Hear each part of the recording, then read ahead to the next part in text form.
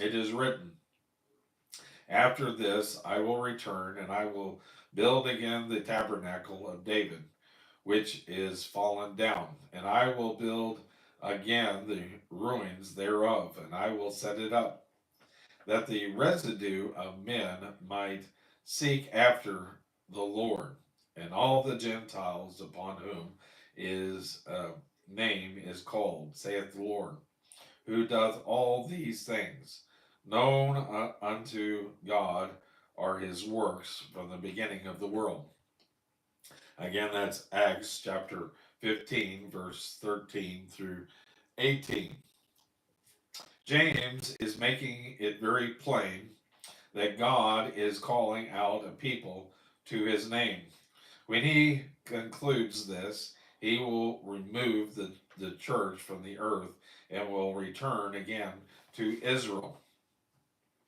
But even at that time, God is not through with the Gentiles.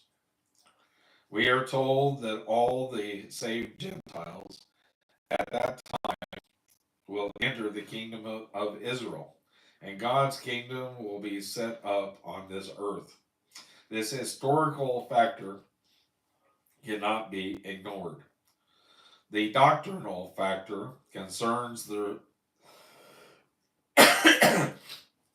right dispensation, interpretation, and the sovereign purpose of God.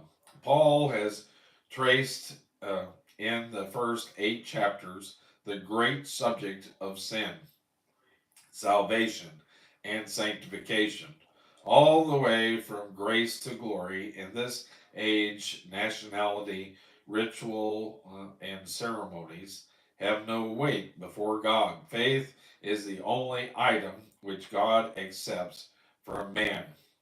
Any person, regardless of race or condition, can find mercy. This does seem to level out the very distinction made in the Old Testament. But Paul is going to answer that, and he begins by the rhetorical question, hath God cast away his people?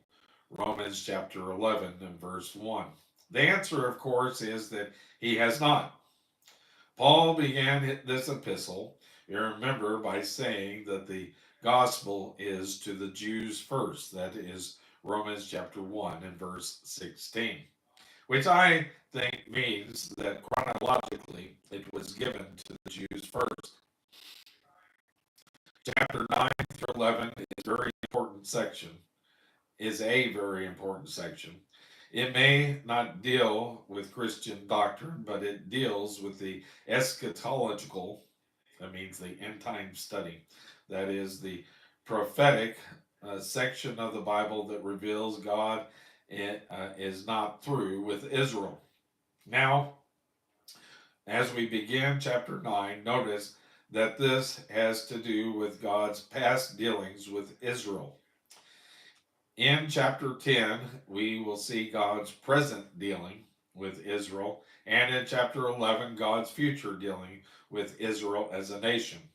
God's reason for dealing with the nation in the past did not derive from our exceptional qualities or superior efforts. On the contrary, all of God's actions are found in his own sovereign will. He functions through mercy in his dealings with Israel and all others.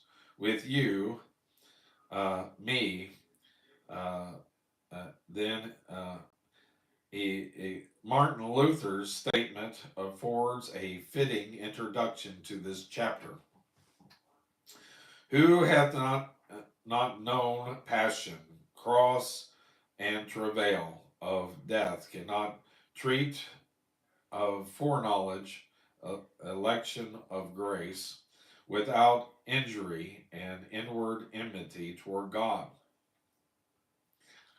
Wherefore, take heed that thou drink not wine while thou art yet a sucking babe.